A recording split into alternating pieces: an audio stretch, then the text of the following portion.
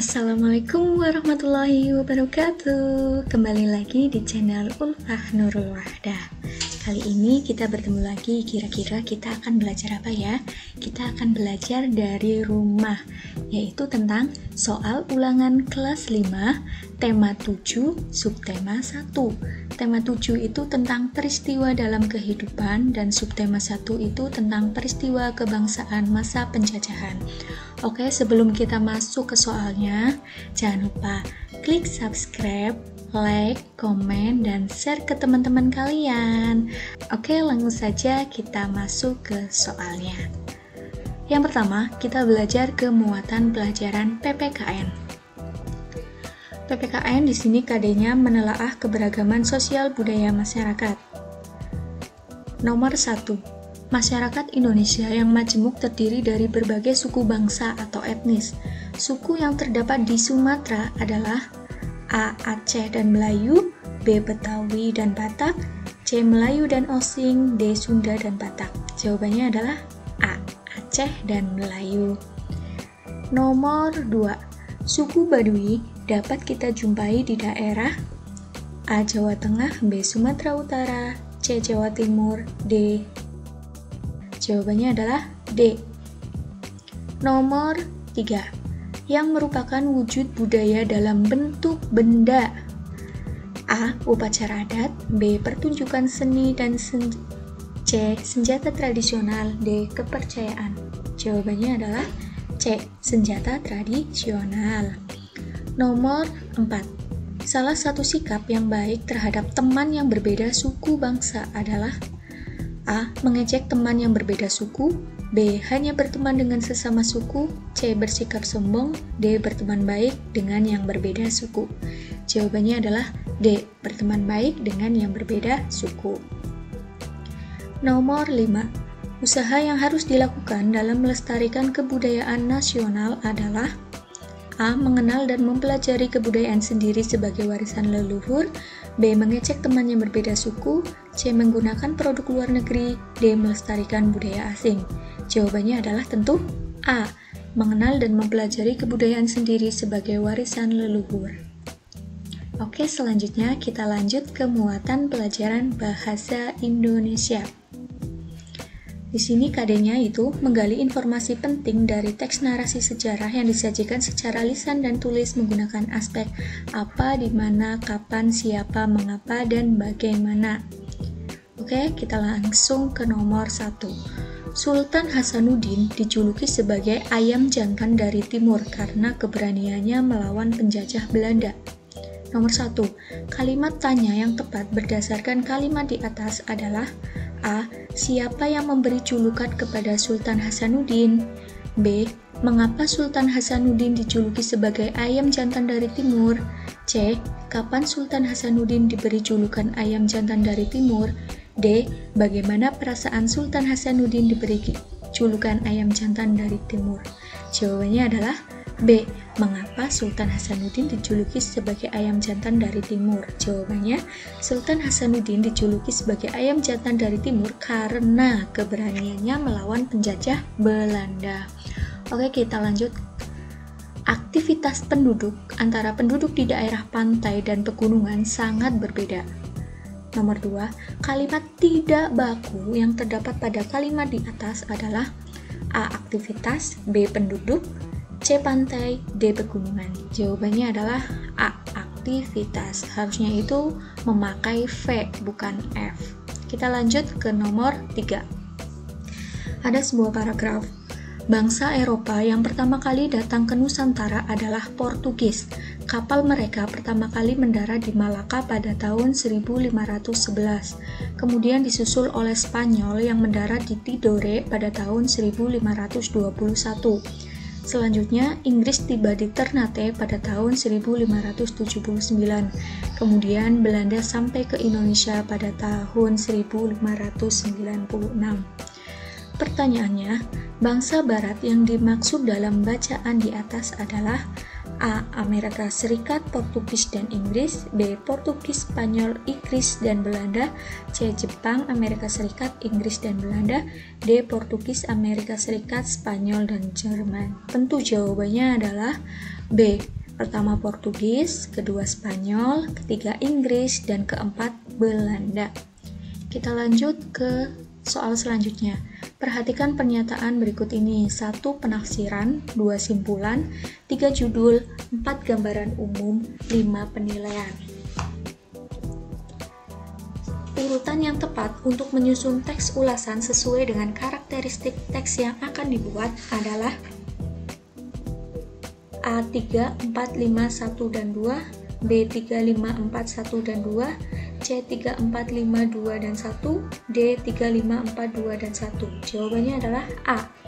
Jadi yang pertama yaitu judul, gambaran umum, penilaian, penafsiran, dan simpulan.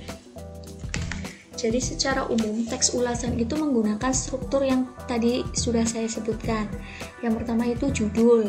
Fungsinya untuk menggerakkan pikiran si pembaca untuk mengetahui gambaran umum yang akan dibahas.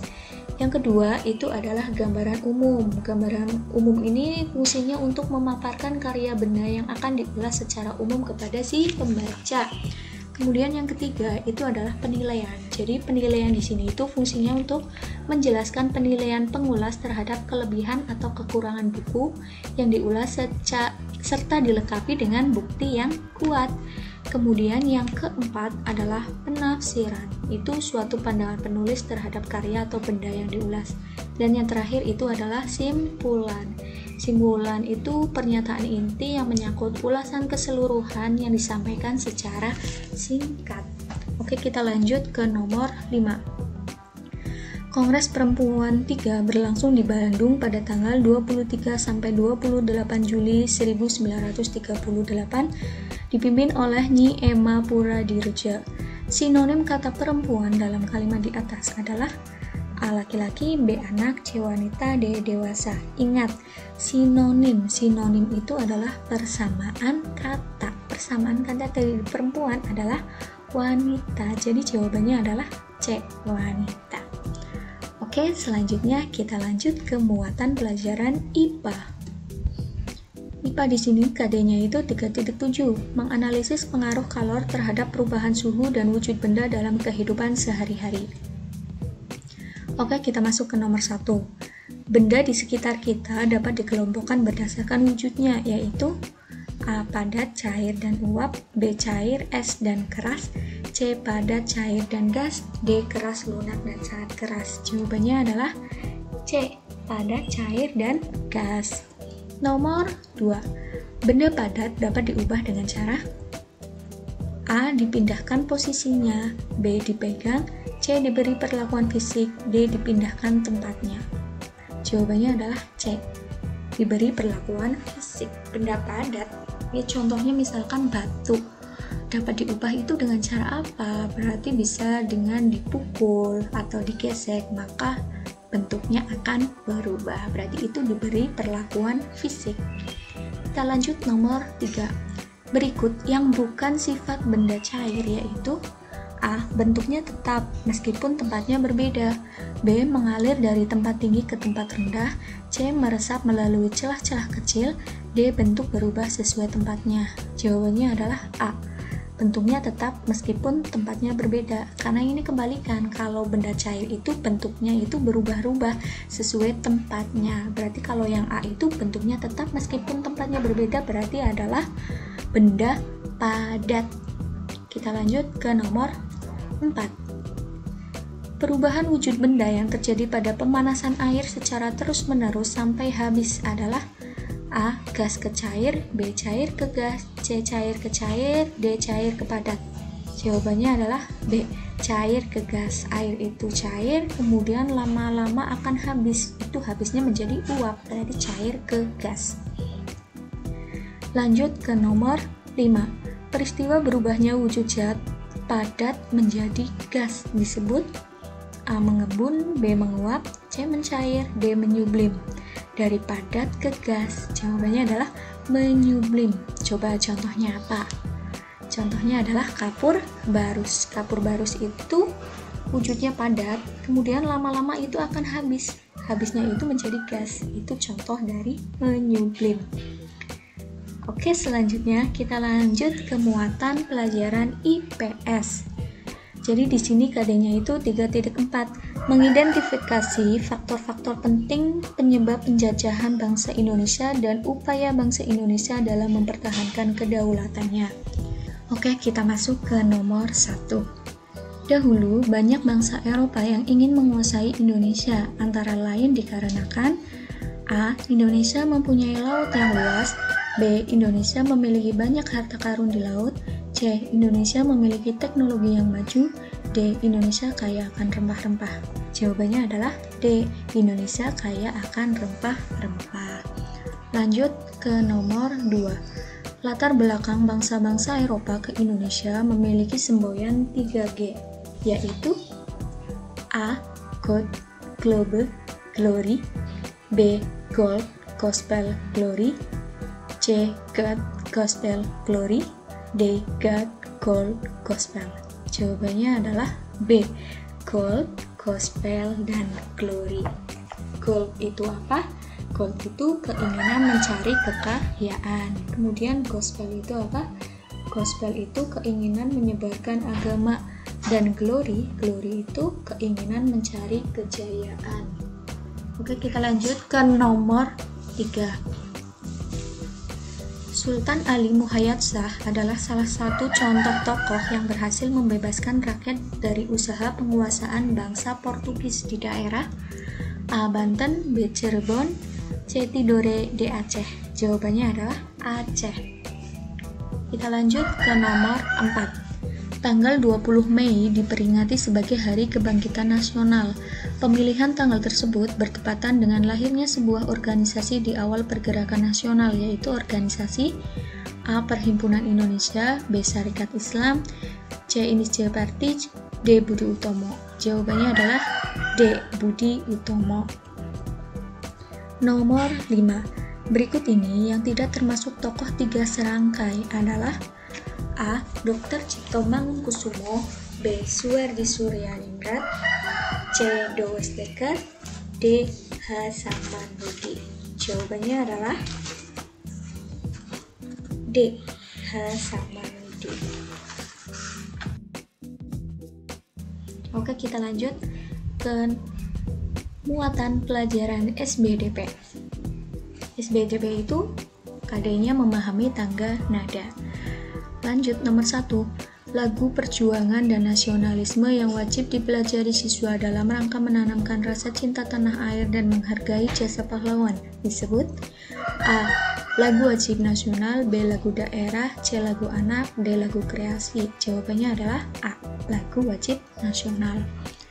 Nomor 2. Di bawah ini yang tidak termasuk ciri-ciri lagu wajib, kecuali A. Bertujuan menanamkan sikap cinta tanah air, B. Menggunakan irama semangat dan atau berupa himne, C. Lagu wajib diajarkan, dipelajari, dan dihayati sesuai dengan maksud dan tujuan yang terkandung, D. Lagu yang berasal dari daerah-daerah. Berarti jawabannya adalah D.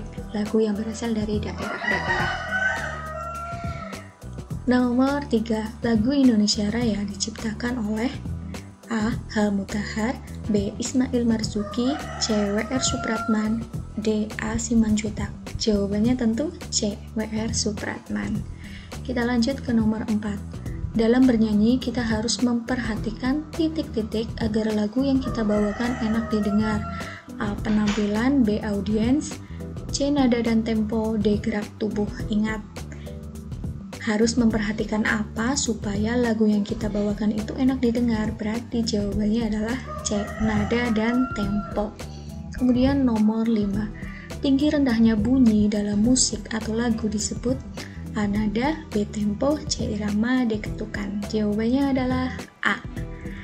Oke, demikian pemaparan latihan soal penilaian harian atau ulangan harian kelas 5 tema 7, subtema 1.